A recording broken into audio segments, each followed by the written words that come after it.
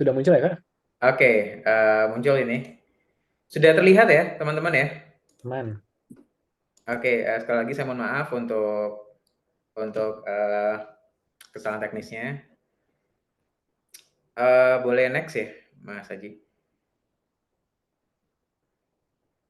Oke, pertanyaan pertama teman-teman, sebelum kita mulai diskusinya, saya tuh suka kalau kita bisa sambil, ngobrol, karena nggak menutup kemungkinan ini akan memperkaya insight kita juga. Pertanyaan pertama adalah, apa itu brand community? Saya rasa, teman-teman di sini mungkin sudah pernah tahu, pernah dengar, akrab, ataupun mungkin menjadi pelaku dari pengembangan brand community di tempat teman-teman sendiri. Boleh di kolom chat ya, silakan. Ya, kalau ini nggak bisa ini ya, nggak bisa open mic ya, Mas Anji ya? Nah, nanti mungkin kalau misalnya ada teman-teman yang request buat on mic, bisa kita Bisa ya? nyalakan. Bisa Ya, difasilitasi, oke. Nah, mungkin bisa raise hand dulu biar nanti kita bisa langsung fasilitasi untuk on mic ya.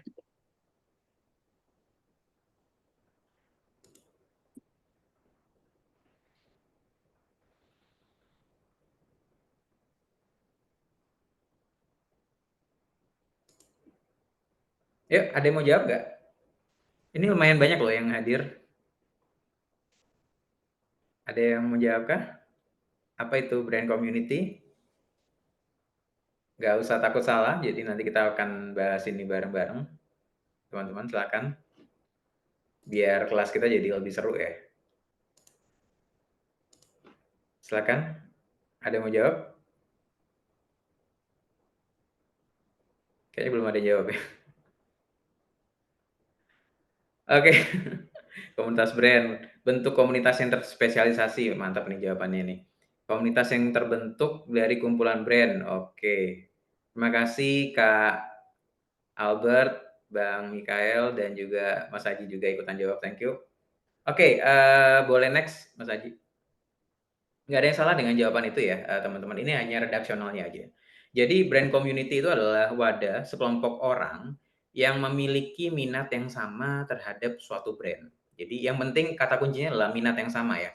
Eee, Punya kecenderungan yang sama, punya kesamaan dalam passion, sehingga mereka kumpul jadi satu, sekumpulan orang itu, kemudian, mereka tidak secara resmi punya wadah sebenarnya. Itu kenapa kok dia levelnya masih community, masih komunitas.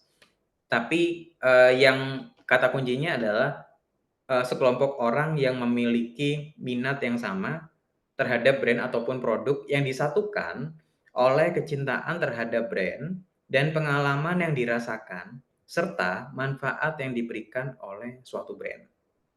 Jadi ketika kita itu kumpul dalam sebuah brand community, maka, beberapa hal yang menyamakan kita. Minat kita, ya, kecintaan kita terhadap brand ataupun produk itu, kemudian manfaat yang dirasakan oleh si fans-nya ini, si orang-orang yang berkumpul itu, dan juga pengalaman yang dirasakan. Jadi manfaat, pengalaman, kecintaan, minat itu dikumpulkan jadi satu, maka orang-orang ini berkumpul, sepakat, dan kemudian berinteraksi di dalamnya. Brand community ini menjadi penting karena banyak sekali brand di luar sana, baik produk, corporate, ataupun, bahkan seseorang ya, itu nggak bisa hidup dan bertahan ketika brand community-nya lumpuh, gitu. Ini yang menjadikan, sebuah brand itu bisa bertahan lama. Sebagai informasi teman-teman, Levi's itu adalah satu brand yang usianya 150 tahun. Lebih tua dari Indonesia. Indonesia baru 78 tahun. Ini hampir 2 kalinya brand-nya. Yang menjadikan Levi's itu ada sampai hari ini adalah brand community-nya. Karena dia jual harga bukan harga murah. Penantangnya ada ratusan brand di Indonesia aja, belum lagi di luar negeri ya. Penon eee, pe Pemain lokal, pemain denim lokal banyak. Setiap tahun bertumbuh, ada yang baru, ada aja pemain-pemain baru, tapi nggak bisa melumpuhkan kesaktiannya Levi's karena dia adalah pelopor. Yang menjadikan orang cinta sama Levi's adalah bagaimana Levi's itu tetap stabil menjaga kualitasnya, menjaga komunikasinya sebagai sebuah brand kepada si customer-nya dan menjadikan customer itu sebagai sahabatnya mereka, gitu. Bukan lagi sebagai hubungan orang dagang, orang jual beli, enggak, tapi saya mau kasih value nih ke kamu, as a friend, as a best friend. Itu yang kemudian menjadikan Levi's bisa bertahan sampai hari ini. Harley Davidson, satu brand motor, usianya 120 tahun, lagi-lagi lebih tua dari Indonesia, gitu. Yang menjadikan itu motor bisa bertahan sampai hari ini adalah HOG, Harley Owner Group, gitu. Kalau misalnya orang-orang itu ngambek beli Harley, ini perusahaan nggak bisa bertahan. Beberapa tahun yang lalu Harley itu sempat dijual perusahaannya, kemudian dibeli kembali ya. Jadi sempat sempat pilot ini perusahaan. Tapi karena memang brand ini bukan brand main-main ketika dibuat, dia jadi pelopor untuk, motor yang memang customize seperti itu, maka dia harus dipertahankan. Fans-nya pun bertahan untuk bisa menyelamatkan si brand ini. Ini yang kemudian menjadikan brand community itu bisa menyelamatkan brand-brand besar. Apapun jenis produknya, berapapun harganya akan dibeli, karena ada faktor kecintaan. Teman-teman, ketika kita ngomong kecintaan, cinta itu, membuat seseorang sudah nggak pakai logika lagi. Itu kenapa kok ada lagunya Agnes Mo itu, "Cinta Tidak Mengenal Logika," itu memang benar gitu. Karena, kecintaan itu membuat kita rela melakukan apapun, mengeluarkan dana berapapun, dan melakukan, dengan cara apapun untuk menunjukkan, mengekspresikan rasa cinta kita kepada sebuah brand ataupun seseorang. Pernah ada satu kejadian, ada penyanyi Inggris namanya Adele. Adele ini seorang penyanyi yang selalu hits kalau bikin bikin lagu. Di satu konsernya di Inggris sana, ada seorang penonton, komen gitu, ditanya, "Kamu dari mana?" Ternyata dia dari Jakarta, dari Indonesia gitu. "Loh, kamu tinggal di sini atau di Indonesia?" "Oh, saya tinggalnya di Indonesia, saya datang ke sini cuma mau lihat konser kamu," gitu. Ini orang, cewek, datang sendirian dari Jakarta ke Inggris, hanya untuk nonton konsernya Adele yang cuma 2 jam. Habis itu dia dia balik lagi. Ini adalah faktor kecintaan dan harga tiket untuk, konser itu nggak murah, gitu. Jadi ketika kita ngomong, bahwa brand community itu adalah cara orang mengekspresikan rasa cintanya kepada sebuah brand, maka ini adalah cara yang tepat. Itu baru sebagian contoh yang kita bahas. Belum lagi kita ngomong kalau kita, di sini laki-laki kebiasaannya, kita punya klub bola favorit gitu ya. Itu udah lebih luar biasa lagi karena apa yang, terjadi sama klub bola kecintaan kita akan rela melakukan apapun. Kita rela beli apapun yang mereka buat, mau tiketnya, mau jersey-nya, mau merchandise apapun, asalkan kita bisa, dapatkan, kita rela keluarkan dana berapapun. Karena apa? Karena kita cinta gitu sama mereka. Nah, ini yang kemudian menjadikan brand community punya peran penting dalam pengembangan strategi brand. Oke, boleh next.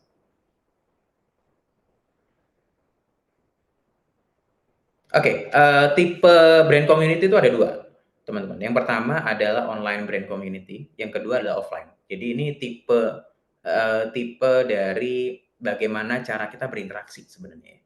Kalau online brand community itu kita biasa menggunakan pakai sosial media, kemudian ada WA, ada Discord, ada Telegram, ada yang lain-lain. Karena pemainnya semacam Telegram udah mulai banyak. Ada yang versi Turki, ada yang versi Cina, ada yang versi mana, you name it, banyak sekali pilihannya. Tapi itu cara kita untuk bisa berinteraksi dengan siapapun, terkoneksi dan kemudian, saling ngobrol, membangun kedekatan dan, mendiskusikan visi bersama gitu ya. Ada juga yang versinya offline, ini yang kita udah kenal sejak dulu. Ada events, ada klub ya, klub itu bisa klub baca buku, klub bola, klub pecinta Ronaldo misalnya, ataupun klub kayak tadi, klub motor dan yang lain-lain. Ada juga organisasi gitu. Kedua-duanya menjadi hal penting hari ini. Jadi, hari ini kita itu sebagai pemilik brand maupun sebagai orang yang bergabung di brand community itu membutuhkan kedua hal ini. Kedua tipe ini menjadi asupan penting buat kita hari ini. Karena kita nggak bisa hidup tanpa informasi yang kita peroleh. Kita mungkin bisa nahan makan ataupun nahan, minum beberapa jam gitu. tapi kita nggak bisa nahan diri untuk nggak bisa terkoneksi sama teman-teman kita. Minimal kita jadi silent reader. Karena informasi itu sudah jadi asupan kebutuhan kita gitu.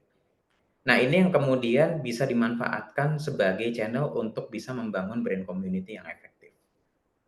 Oke, berikutnya. Oke, next.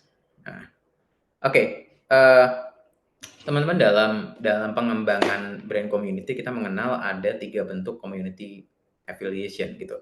Bagaimana afiliasi ini membantu kita untuk mengembangkan, ketokohan brand kita maupun strategi yang tepat.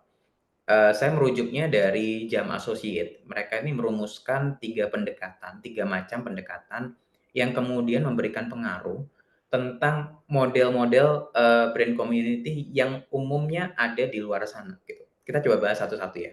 Next. Yang pertama adalah Pulse. Pulse ini pengertiannya tipe, eee, komunitas yang membernya itu punya asosiasi yang kuat dengan aktivitas ataupun tujuan yang sama, tujuan bersama, ataupun nilai-nilai yang sama. Jadi, kata kuncinya adalah aktivitas, tujuan, dan atau nilai yang sama yang kemudian menyatukan semua orang yang ada di sini. Makanya ini bentuknya lingkaran, kemudian isinya orang-orang yang sama, gitu. Karena yang menyatukan mereka adalah aktivitasnya, tujuannya, nilainya, dan yang lain-lain. Jadi ketika ini sama semua, maka mudah sekali kita untuk mengundang orang untuk masuk di dalamnya dan berinteraksi, melakukan hal-hal yang memang membuat mereka mau berkumpul gitu. Contohnya adalah next. Nah, ini adalah contohnya, teman-teman. Jadi kalau pendekatannya Pulse itu adalah contohnya Ironman. Ironman ini sebuah perhelatan olahraga, ya, ada sepeda, ada lari, ada renang, yang kemudian sangat fenomenal, diselenggarakan di berbagai negara, yang ikutan ribuan. Semua orang bisa ikutan jadi atlet dadakan di situ, asalkan memang mereka, fisiknya mampu ya. Ini yang kemudian menyatukan semua orang bisa terlibat aktif di dalamnya. Karena aktivitasnya satu, olahraga. Yang cinta lari, cinta renang, cinta sepeda, mereka akan ikut, acara ini. Karena acara ini menjadi sesuatu yang menyamakan frekuensi para membernya, member dari komunitas Pulse ini tadi, gitu. Pendekatannya bisa melalui, olahraga itu tadi. Ini salah satu contoh yang sangat dekat sebenarnya sama kita, dan ini yang kemudian diadaptasi sama para penyelenggara olahraga lokal di Indonesia gitu ya. Jadi ketika mereka mengadakan, lari 5 kilo, lari 10 kilo, lari 25 kilo, itu yang akan datang, itu orang se-Indonesia yang hobi lari. Nggak saling kenal, tapi sama-sama suka lari, gitu. Ini yang kemudian, menjadi kata kunci ketika kita mau mengembangkan, brand community. Pendekatan Pulse bisa digunakan ketika kita ingin mempertemukan semua orang yang punya kesamaan kesukaan, kesamaan, passion di satu tempat yang sama, di satu komunitas yang sama. Oke, yang kedua, yang berikutnya. Yang berikutnya adalah Webs. Webs ini adalah bentuk komunitas, ya bentuk afiliasi yang kemudian membernya itu memilih hubungan yang kuat satu sama lain yang memiliki kebutuhan yang sama ataupun saling melengkapi, gitu. Jadi kata kuncinya, hubungan personal adalah kunci dari afiliasi komunitas ini. Jadi kalau kita lihat ya, polanya itu mereka ini saling terhubung nih. Titik ini dengan titik ini, titik tengahnya itu saling terhubung dan mereka ini nggak bisa jalan sendiri, mereka nggak bisa terpisahkan karena akan saling mempengaruhi. Ketika satu lepas, ini akan goyah ini. Tipe seperti ini tuh kita menyebutnya webs, kayak sarang laba-laba. Kenapa kok disebutnya webs? Karena dia modelnya kayak, sarang laba-laba. Oke, contohnya next. Contohnya adalah BTS plus ARMY. Anak-anak muda ini adalah boyband asal Korea yang, apa ya, terkenalnya tuh nggak wajar gitu. Jadi belum pernah ada boyband Amerika selegendaris mereka gitu. Boyband ya, saya nggak ngomong band, beda, band dan boyband berbeda. Kita mengenal dari Amerika ada Backstreet Boys, nggak sefenomenal ini gitu. Bahkan BTS itu dari segi usia mereka lebih muda. tapi pencapaian mereka jauh lebih banyak. Bahkan mereka diundang di White House. Ini White House ya, mereka lagi conference di sini. Belum lagi mereka pernah diundang speech di UN, di PBB, kantor pusatnya PBB. Mereka adalah sekelompok anak muda yang memberikan sumbangsi besar kepada Korea untuk devisanya, untuk income-nya, karena industri hiburan di sana nilainya triliunan dan sangat suportif pemerintahnya, sehingga mereka ini jadi semacam dutanya negaranya. Belum lagi mereka dapat banyak privilege karena mereka cukup punya power ya untuk bisa menggerakkan fansnya di seluruh dunia gitu. Jadi BTS ini pendekatannya plus ARMY. ARMY itu nama fansnya mereka ya. Saya bukan fansnya BTS, saya nggak kenal sama mereka. Saya juga nggak ngerti sama ARMY. Tapi yang saya dengar untuk bisa menjadi ARMY itu ada sertifikasinya. Ternyata yang ada ujiannya itu nggak cuma PNS. Ketika mau jadi PNS harus ada tesnya dulu, calon penerima calon PNS gitu. Ini untuk jadi fansnya anak-anak ini ya, penyanyi-penyanyi ini, itu ada ujiannya loh ternyata. Kedengaran konyol, tapi itu nyatanya. Bahwa mereka ini nggak cuma sekedar fans abal-abal, tapi mereka adalah fans yang terverifikasi. Jadi BTS membuat satu tren di mana nggak bisa sembarang orang jadi fans kami. Bisa jadi simpatisan, tapi jadi fans, kami akan kasih privilege tertentu di situ. Entah itu dapat update-nya, entah dapat privilege lainnya, tapi yang disajikan sama BTS adalah pendekatannya, bagaimana kemudian pendekatan Webs ini memperkuat keberadaan mereka. Ketika mereka bikin lagu, mereka pasti laris. Karena yang beli ya si ARMY-nya ini menjadi A1-nya mereka, gitu. Mereka adalah fans garis kerasnya yang kemudian akan makan apapun yang kemudian dihasilkan oleh si BTS ini, sebelum pasar yang nggak pernah kenal sama BTS. Ini merupakan strategi Jitu untuk bisa menjaga eksistensi di industri yang mereka mainkan. Karena mereka mainnya di industri jasa ya, di industri hiburan, mereka nggak punya produk sebenarnya. Mereka punya produknya, merchandise dan lain-lain, tapi fokusnya adalah jasa sebenarnya. Merchandise itu adalah turunan dari bisnis yang mereka mainkan gitu. Tapi bagaimana dampak dari komunitas ini itu sangat mempengaruhi perjalanan karir mereka. Next. Yang berikutnya adalah hubs. Hubs itu pendekatannya masing-masing titik itu saling terhubung ke satu titik tengah, dan kemudian masing-masing member itu memiliki hubungan yang kuat dengan figur sentralnya. Ini figur sentral. Kemudian sekelilingnya ini terkoneksi sama figur sentral ini. Nah, figur sentral ini adalah sosok yang karismatik dan kemudian menjadi kunci dari afiliasi komunitas ini. Contohnya adalah komunitas narasi plus Najwa Shihab. Najwa Shihab itu dia nggak tiba-tiba segede ini ya. Dia pernah magang di TVRI di awal karirnya. Kuliahnya jurusan hukum, nggak nyambung sama dunia jurnalistik. Tapi karena dia punya passion di situ, dia kembangkan dan karirnya dari reporter lapangan naik sebagai anchor di studio sampai dia bisa punya acara sendiri, dan dia bisa membuat satu movement namanya Narasi yang kemudian menjadi sebuah perusahaan media.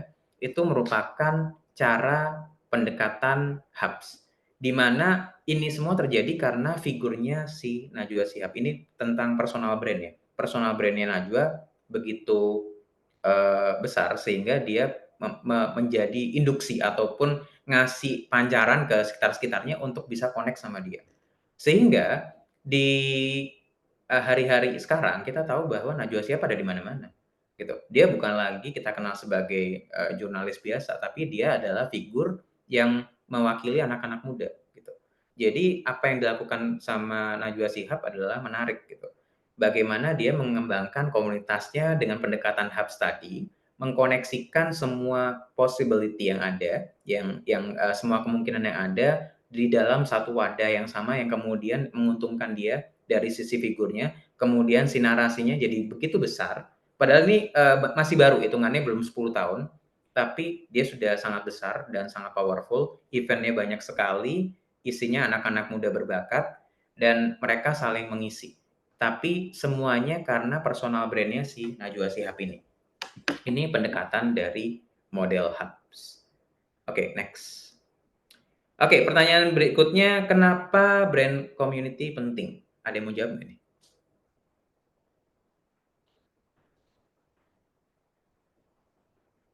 Ada yang mau jawab? Kenapa kok penting? Mendukung kehidupan brand. Oke, siap. Terima kasih Mas Aji. Yang lain? Ada yang mau jawab nggak nih?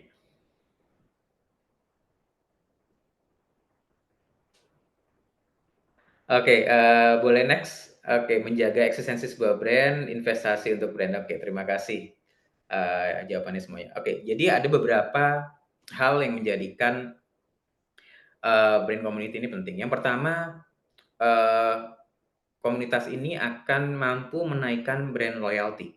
Brand loyalty itu adalah satu kondisi di mana, orang-orangnya, customer-nya itu bisa sangat loyal kepada sebuah brand. Oke, jangan lupa ya sobat, teman-teman semua, jadi ketika kita itu punya brand, nggak tiba-tiba orang jadi cinta sama brand kita. Jadi levelnya itu kita harus memperkenalkan dulu. Jadi kenal dulu level terbawahnya, kemudian dari kenal tuh dia merasakan dulu pengalaman, dia punya, pengalaman kesempatan untuk nyoba brand-nya. Setelah dia merasakan, baru dia paham level berikutnya, level ketiganya dia paham, "Oh ternyata brand ini menarik buat saya. Brand ini tuh bagus buat saya. Brand ini tuh ternyata mampu menjawab kebutuhan saya." Baru nanti dari situ dia akan ada di level cinta, level tertingginya. Nah, ketika dia level cintanya sudah tercapai, maka dia akan loyal. Karena orang yang cinta sama brand itu akan melakukan apapun untuk bisa menjaga eksistensi dari si brand itu. Itu kenapa kok tadi di pengertian, brand community itu ada faktor kecintaan gitu. Jadi harus sampai di level itu dulu baru kita bisa berkembang untuk komunitasnya, kalau enggak agak sulit untuk bisa memenangkan hati dari para pelanggan kita. Oke, next.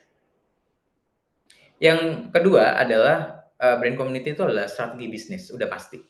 Jadi kalau misalnya, teman-teman di sini akan menggunakan, brand community sebagai strategi bisnis, itu boleh, dan itu menjadi salah satu pendekatan yang bisa sifatnya mutual. Kita memberikan dulu kepada customer kita, kemudian kita menerima, gitu. Karena ini kesempatan untuk bisa memenangkan, hati pelanggan melalui pendekatan yang nggak hard selling, gitu. Kita kasih manfaat dulu, biarkan mereka merasa sadar untuk menyukai brand kita, merasa sadar untuk tetap berada dan stay di, brand kita, kemudian brand kita akan semakin besar. Paling nggak kita punya fans di situ, karena untuk bisa punya fans itu nggak mudah.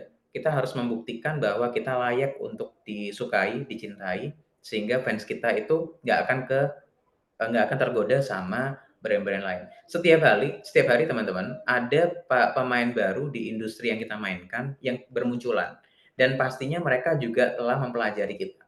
Jadi pastikan kita itu kokoh pondasi yang kita punya, kemudian mampu mengembangkan berbagai macam strategi yang itu memang relevan dengan kebutuhan dari komunitas yang kita kembangkan.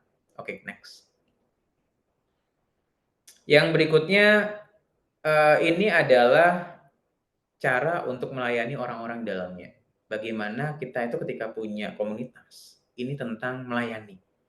Jadi bukan lagi tentang, "Oh saya mau dapat untung lebih nih," enggak. Tapi apa ya, saya mau melayani apa ya ke fans saya ya, supaya mereka tetap senang gitu. Mereka tetap merasa bahwa mereka punya nilai di sini, mereka dihargai di sini, mereka ngerasa bahwa diperhatikan di sini, dan mereka merasakan berbagai manfaat yang lebih yang bukan member. Jadi ketika kita punya brand community, ada tanggung jawab moral di mana kita harus melayani mereka sebaik mungkin, karena mereka adalah orang, pihak yang akan membantu kita bertahan ketika ada masalah-masalah di luar sana dalam, kompetisi bisnis. Next. Oke, teman-teman, salah satu hal yang juga menjadikan brand community penting adalah, brand community yang terkelola dengan baik akan memperkuat sebuah brand. saya tadi sempat singgung bahwa loyalitas pelanggan itu menentukan perjalanan brand. Loyalitas itu akan menghasilkan kekuatan yang lebih besar buat sebuah brand untuk berani berinovasi dan terus maju. Kalau kita lihat ya teman-teman di luar sana, ada banyak brand-brand besar yang brand-nya itu nilainya sudah luar biasa tinggi. Misalnya contohnya Apple. Apple itu adalah brand dengan valuasi terbesar di dunia, gitu. Jadi walaupun Steve Jobs-nya sudah nggak ada, tapi brand Apple itu melebihi brand apapun di dunia dengan valuasi paling tinggi, gitu. Ini yang menjadikan perusahaan ini jadi nggak terkejar oleh yang lain, terutama di perusahaan teknologi informasi, gitu ya. Apa yang mereka kembangkan adalah solusi, apa yang mereka sajikan adalah kebutuhan yang terjawab oleh produk-produknya mereka. Nah, ketika brand-nya semakin kuat, maka apapun yang dilakukan oleh brand itu akan tepat sasaran. Karena mereka tahu bahwa brand saya kuat ini karena fans-fans saya kemudian mensupport moral maupun material. Jangankan moralnya, material pun akan dikeluarkan sama fans dari brand tersebut. Jadi ketika kita semua punya usaha, kita punya brand, kemudian kita akan membuat brand kita menjadi besar. Hal pertama yang harus kita ingat adalah siapa yang mau saya layani, gitu. Ini penting sekali karena dengan melayani akan membuat ikatan emosional jadi terjalin, kemudian akan membuat feedback ke kita menjadi besar. Oke, next. Yang berikutnya pastinya menaikkan brand engagement dan advokasi ya. Jadi, kedekatan brand dengan si customer dan juga bagaimana, customer kita itu membela kita, disebutnya advokasi. Misalnya ketika kita lagi ada masalah, sebenarnya bukan berniat ada masalah ya, tapi tiba-tiba ada masalah, kita diserang misalnya sama haters gitu. Yang akan pertama nyerang balik bukan pihak PR-nya kita, tapi fans kita, customer yang loyal sama kita. Mereka akan dengan senang hati, dengan rela, dengan lapang dada melakukan apapun untuk mensupport brand yang kita punya, karena kita sudah menjadi bagian dari hidup mereka. Ada beberapa brand di luar sana yang pernah mengalami ini. Jadi yang berantem itu justru fansnya, nggak brand-nya diem-diem aja, mereka aman-aman aja, tenang. Justru yang panik, yang kemudian, sikapnya berlebihan adalah fansnya. Yang ini kemudian menjadikan kedekatan, brand dengan si penikmatnya, dengan si fansnya itu menjadi sangat dekat, itu seperti itu. Bagaimana brand itu menjadi sesuatu yang menjawab kebutuhan sehari-hari, menjadi bagian dari hidupnya, dan membuat mereka rela melakukan apapun untuk membantu brand itu tetap tumbuh. Next. Yang berikutnya menambah wawasan customer. Jadi ketika kita punya brand community itu salah satu manfaatnya ya, adalah menambahkan wawasan-wawasan baru pada customer. Customer itu mereka akan sangat senang ketika mereka mendapatkan pengalaman baru, informasi baru yang bikin mereka jadi tahu lebih banyak, yang kemudian membuat mereka bisa kenal banyak orang-orang potensial di komunitas itu, dan membuat mereka merasa bahwa banyak nilai plus ketika si customer itu masuk di komunitas yang kita punya. Maka dari itu ketika kita berniat membangun brand community, pastikan salah satu hal yang kita perhatikan adalah kita mau ngasih tawaran apa kepada customer, karena ini penting sekali, gitu. Kita mau ngasih nilai plus apa kepada customer sehingga mereka jadi suka, jadi senang, jadi betah di dalamnya. Oke, next. Yang berikutnya adalah user generated content. Jadi gini, teman-teman pernah tahu ada namanya Lego Ideas. Lego Ideas ini adalah merupakan salah satu brand community yang cukup besar dan cukup sukses. Cara yang mereka kembangkan adalah mereka itu ngasih kesempatan kepada para customer-nya untuk kirim desain kepada Lego, gitu. Jadi Lego itu buka website-nya namanya Lego Ideas, nanti mungkin teman-teman bisa mampir ke Lego Ideas untuk cek ya. Apa yang mereka lakukan adalah, silakan kalian yang jadi fansnya Lego, kirim desain terbaik kalian, kemudian desain yang terpilih akan kami produksi massal, dan setiap kali ada penjualan dari Lego, 1% dari desain yang kalian buat itu terjual, katanya Lego ya, 1% dari nilai transaksinya adalah fee yang akan kalian terima. Jadi kita dapat desain yang kemudian diproduksi, kita dapat fee dari penjualan desain, Lego yang kita buat, dan ini yang kemudian menjadikan, customer-nya yang menjadi fans-nya Lego itu menjadi proaktif untuk bisa mempromosikan, produk-produknya. Legonya nothing tulus, mereka mau produknya itu laku, mau nggak laku, apapun mereka harus buat, gitu. Contohnya misalnya, apapun film yang dibuat oleh Marvel, itu pasti dibuat versi Legonya, gitu. Karena mereka harus buat, mau nggak mau. Karena ini adalah cara untuk riding the wave, gitu.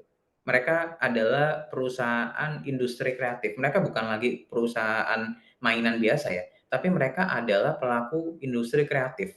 Mereka tahu bagaimana mengelola ide, kemudian membuatnya menjadi menarik dan menaikkan nilainya sehingga mereka dapat keuntungan di situ.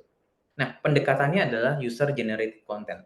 Apa yang dibuat adalah berdasarkan input dari si penggunanya, si usernya, sehingga ketika mereka memproduksi produk dari, si usernya, udah pasti usernya suka karena ini dari mereka. Jadi ini dari user kepada user, kurang lebih begitu.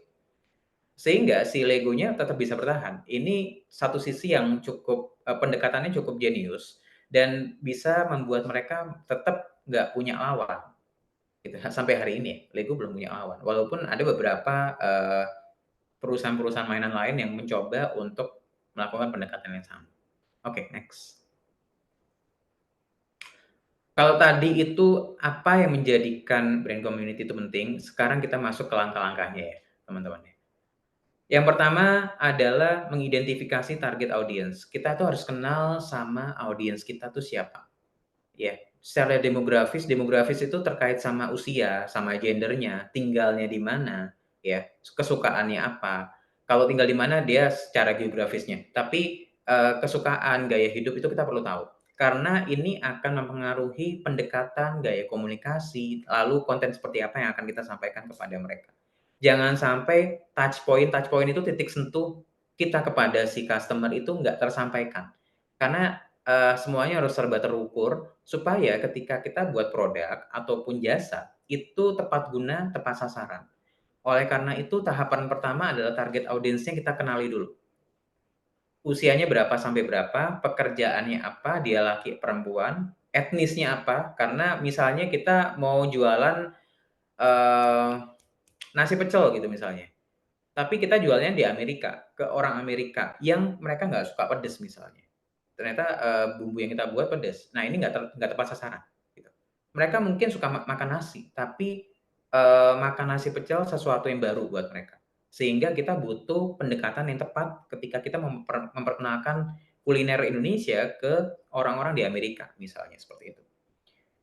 Apakah langsung ditolak? Enggak, mereka mungkin mau coba, tapi kita perlu menyesuaikan dengan karakteristik mereka. Misalnya rasanya mereka nggak suka pedes misalnya, ya udah kita nggak bisa bikin yang pedes. Mereka, ada beberapa sayuran yang mungkin mereka nggak familiar, kita perlu sesuaikan misalnya. Nah, ini yang kemudian disebut mengenali target audiens kita. Mereka itu usianya berapa sampai berapa sih? Mereka itu kerjanya berapa? Karena kalau kita tahu pekerjaannya, kita tahu pricing strategi apa yang mau kita gunakan. Apakah kita mainnya itu menengah ke atas ataukah menengah ke bawah. Itu kenapa kok kita perlu nanya pekerjaannya apa sih? Income-nya setahun tuh berapa? Karena ini erat kaitannya sama, kita mau menetapkan harga berapa, gitu ya. Ketika semuanya ini sudah oke, maka orang akan sepakat sama apa yang kita buat. Nah, ketika mereka sepakat, ya mereka akan mengiyakan, mereka akan beli, ketika mereka beli, mereka cocok, akan terjadi retensi, pembelian berulang, kemudian mereka akan jadi, customer loyal kita dan mereka akan masuk di komunitas kita. Oke, next. Langkah berikutnya, memperjelas nilai dan tujuan komunitas ya. Komunitas itu ketika dibuat harus ada tujuannya. Tujuannya apa? Apakah kita itu ingin memudahkan promosi? Apakah kita itu ingin memperkenalkan produk baru? Ataukah kita itu ingin tetap, eee, keep in touch sama mereka? Kita pengen tetap akrab sama mereka, say hello, ngobrol, tanya apa yang menjadi kendala mereka ketika mereka pakai produk kita. Ataukah kita itu butuhnya database sebenarnya? Sehingga ketika kita punya customer yang kemudian berkumpul di dalam satu komunitas, kita punya database aman yang kemudian akan jadi pembeli pertama ketika kita rilis produk baru. Karena tujuan tuh banyak sekali, kita harus perjelas tujuan kita. Kita mau memberikan nilai apa ketika mereka bergabung sama kita? Nilai apa yang menjadikan mereka tahu bahwa mereka harus ada di komunitas yang kita bangun? Ini tentang why, apa yang kemudian mau kita tawarkan, kenapa kok mereka harus ada di sini? Karena kalau enggak, mereka nggak tahu, nggak punya alasan untuk bergabung, maka mereka nggak akan bergabung. Jadi kita harus tahu nilai dan tujuan apa yang mau kita bangun dari komunitas yang akan kita kembangkan. Oke, next. Yang berikutnya adalah banyak mendengar feedback dan adaptasi, ya. Jadi kalau misalnya kita itu, dapat masukan dari customer kita, coba didengarkan baik-baik. Salah satu skill yang paling sulit, teman-teman, adalah skill mendengar dibandingkan skill bicara. Ternyata kemampuan mendengar itu dibutuhkan dalam berkomunikasi.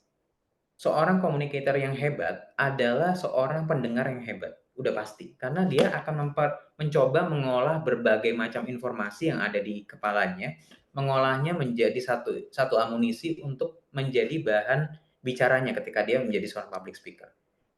Oleh karena itu, kemampuan mendengar, feedback dari customer itu akan sangat penting bagi setiap pemilik brand ataupun yang sedang mengembangkan komunitas khususnya brand community.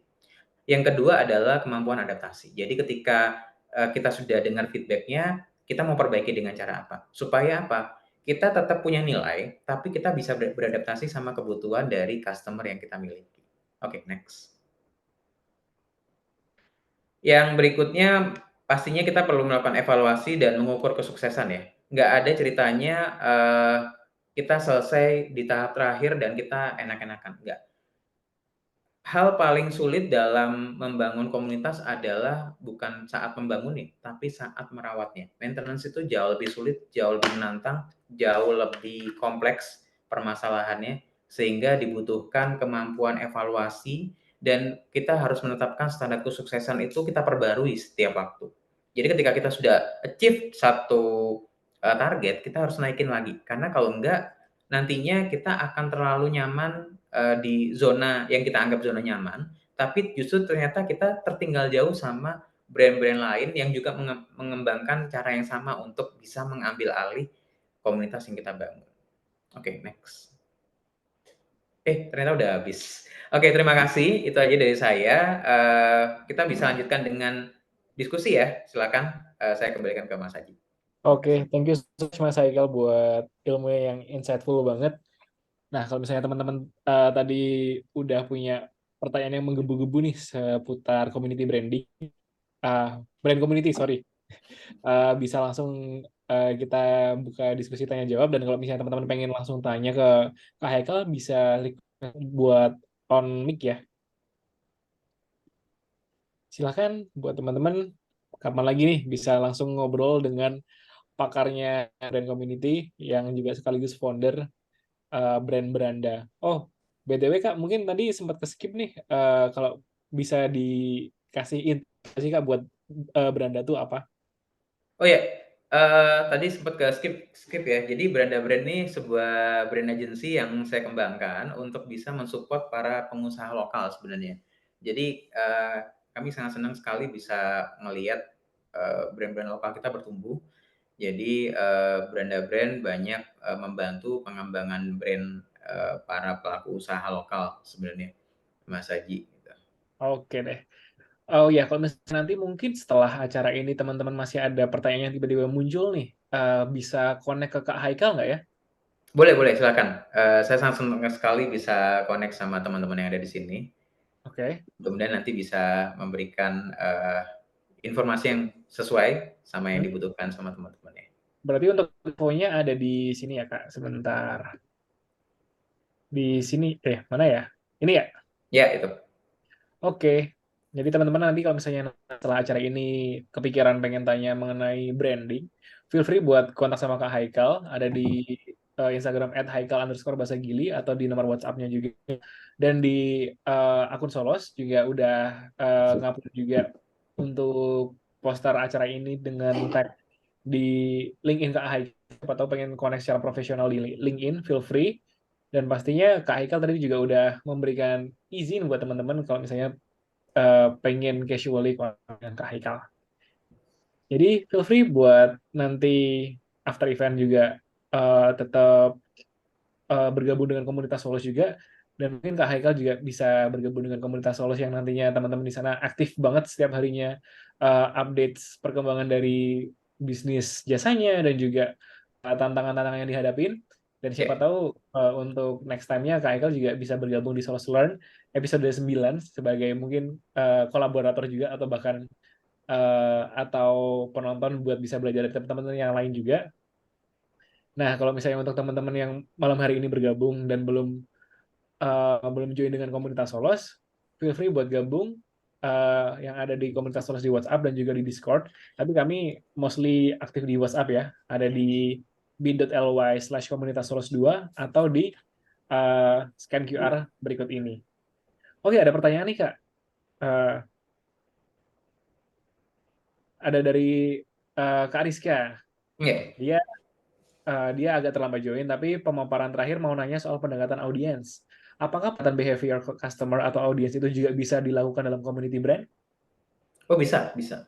Terima kasih, Kak Rizka untuk pertanyaannya. Jadi gini, tadi saya itu di beberapa slide, mendekati slide terakhir itu, di cara langkah-langkahnya untuk membangun brand community itu mengidentifikasi, eee, ideal audience kita gitu. Jadi ketika kita bisa mengidentifikasi, customer, baik itu dari, audiens ya maksud saya, audiens kita secara demografis, geografis, ataupun psikografisnya, itu kita bisa tahu tuh behavior mereka seperti apa, gitu. Karena kita mau menyesuaikan gaya komunikasi kan gitu. Sebenarnya kita mengamati orang itu karena kita mau leveling kalau istilah saya ya, saya menggunakan kata-kata leveling. Jadi misalnya, kita punya produk ini, produk kita itu, eee, anggaplah kita punya jam tangan gitu, kita punya perusahaan jam tangan. Target kita adalah, kita mau jadi pesaingnya Garmin misalnya. Nah, pembelinya Garmin tuh rata-rata mereka-mereka yang suka olahraga gitu, dan mereka-mereka yang itu tipikal, eee, laki-laki mapan. Laki-laki mapan itu bukan usia 20 ya, ada yang mapan 20, tapi kebanyakan mostly 25 ke atas. Berarti target saya 25 sampai 40-an yang masih mau menggunakan Garmin dan suka olahraga. Maka saya harus perhatikan behavior mereka, supaya saya bisa bikin strategi komunikasinya sehingga menyentuh kebutuhan mereka. Entah dari sisi harga, harusnya kalau misalnya mereka beli Garmin, mereka nggak peduli sama harga gitu. Karena, harganya sudah, yang penting teknologinya teruji ya, manfaatnya kemudian diakui sama figur-figur yang mereka kagumi di bidang olahraga, kemudian, terpercaya dan bisa punya unique value yang kemudian berbeda sama pemain yang sekarang. Maka saya bisa sasar. Karena yang mau saya incer adalah customer-nya Garmin, misalnya begitu. Caranya ya, saya harus riset dulu, saya harus ngobrol sama penggunanya Garmin, apa sih sebenarnya kegelisahannya selama ini, karena yang mau kita jawab itu. Kalau kita bikin sama persis sama fiturnya Garmin percuma, karena ini brand udah gede, gitu. Daripada kita bakar duit di situ, mending kita coba jawab satu 2 hal yang itu nggak dimiliki sama Garmin sebagai alternatif. Market share-nya nggak usah gede-gede, karena kita di tahap awal untuk pengenalan dulu. Karena, yang harus dihindari ya teman-teman, cara berpikir instan, gitu. Saya tadi lupa untuk menyebutkan itu. Tapi ini salah satu nilai yang harus kita pahami sebagai seorang pemilik brand ataupun yang sedang mengembangkan brand-nya. Hindari cara berpikir instan bahwa brand kita langsung punya fans. Nggak begitu cara kerjanya gitu ya. Jadi, kita harus paham betul bahwa kita tahu customer tipe apa yang mau kita dekati. Ada satu contoh lain ya dari brand lokal namanya Wardah. Wardah ini punyanya Paragon, sebuah sebuah brand kosmetik.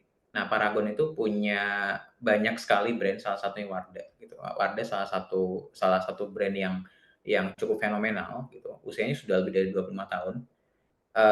Tapi menyasarnya itu fokusnya ke muslimah sebenarnya. Apakah yang bukan muslimah nggak boleh pakai Wardah? Nggak juga gitu. Hanya saja memang dia mencoba untuk memperkuat positioning-nya dia. Karena dia tahu bahwa sekarang itu banyak sekali kosmetik yang kemudian bikin orang jadi was-was mau beli. Nah, Wardah ingin memastikan bahwa, kalian beli Wardah aja aman, nggak usah mikir kehalalannya atau komposisinya, semuanya aman. Kalian fokus aja beli, pakai, supaya kalian tampak lebih percaya diri, gitu. Itu yang kemudian diangkat sama Wardah. Wardah punya alternatif lain untuk brand menengah ke atasnya, dia punya makeover, gitu. Sehingga ketika pembelinya Wardah itu nggak mau sama Wardah, dia nawarin ke saudaranya, ini ada kakakku nih, namanya makeover. Kalian bisa beli, lebih glamor, lebih mewah, kemasannya lebih terlihat internasional padahal produk lokal. Sehingga mereka-mereka yang nggak mau terkesan muslimah banget, mereka bisa pakai makeover gitu. Nah, ini adalah sebuah strategi berdasarkan customer behavior gitu. Itu kenapa kok dibuat banyak diferensiasi itu karena itu. Penting sekali untuk tahu ketika kita mau bikin satu produk baru ya, ekstensi ataupun diferensiasi, maka kita harus tahu karakteristik dari customer yang ada. Gitu. Nah, itu kenapa kok dalam brand community itu harus ada research and development yang nggak boleh berhenti. Jadi kalau misalnya kita sudah punya brand community, jangan berhenti riset. Karena manusia itu makhluk dinamis. Setiap hari kita punya, ada aja hal-hal baru yang menjadi kecenderungan kita. Oleh karena itu saya selalu menyampaikan, selalu pelajari tren. Karena nanti tren itu akan jadi titik temu di mana kita punya pendekatan yang tepat untuk bisa merawat brand community yang kita punya. Kurang lebih begitu ya. Semoga menjawab ya, Kak Rizka. Oke, thank you so much Mas Haikal buat pertanyaannya, dan buat Kak Rizka semoga tadi jawabannya membantu ya. Menarik banget buat study case-nya juga. Kalau misalnya dengan pendekatan yang bervariasi juga kita bisa menarget audiens yang lebih spesifik juga. Ya, ya. Karena sekarang juga udah jam 8 lebih, jadi ini dari pertanyaan dari Kak Hugo akan menjadi pertanyaan terakhir ya Kak buat malam hari ini. Tapi feel free, seperti yang tadi udah saya bilang, kalau teman-teman masih ada pertanyaan dan pengen ngobrol lebih dalam lagi sama Kak Haikal, bisa connect sama Kak Haikal dan gabung sama komunitas Solos karena Kak Haikal juga akan stay tune di sana. Nah, ini pertanyaan dari Kak Hugo. Eh, Wajar nggak sih kalau misalnya brand udah berjalan dan ternyata target audiens kita tuh berubah? Terus gimana cara kita buat mengkomunikasikan hal tersebut ke customer supaya audiens lama kita tetap terjaga? Oke. Ya, terima kasih pertanyaannya. Kak, siapa tadi? Kak Kak Hugo. Kak Hugo. Oke, terima kasih, Kak Hugo. Jadi, berubah behavior-nya ya, berubah customer-nya berubah atau behavior-nya? eh, Perubahan customer. Perubahan customer, segmen pasarnya? Ya, oh sebentar. Eh, Ini yang di kolom chat bukan ya? ya di Oh, kolom behavior-nya ya? Oke. Oke, target jadi kalau audience kita misalnya berubah. behavior-nya, maka pendekatannya harus pendekatan menggunakan empathy map ya. Jadi, di tahun 2020 teman saya melakukan sebuah penelitian, gitu. Karena pada saat itu pandemi, semua kolaps, brand besar, brand kecil, brand imut-imut juga kolaps semuanya, kena pandemi, sama rata nasibnya sedunia, nangis gitu ya. Teman saya menggunakan satu pendekatan karena dia jadi konsultan, sebuah brand lokal, tapi, eee, segmennya menengah ke atas. Sebuah brand fashion, yang memproduksi tas mewah gitu. Nah, pendekatan yang dia lakukan adalah dia undang 12 sampai 14, 12 orang customer loyalnya brand tersebut. Harga tas yang diproduksi paling murah 2 juta, tas cewek, eee, khusus untuk ya mereka-mereka yang menengah ke atas, bahannya, kulit asli dan dianyam, sehingga itu jadi uniqueness-nya dia. Nah, yang dilakukan adalah diundanglah mereka.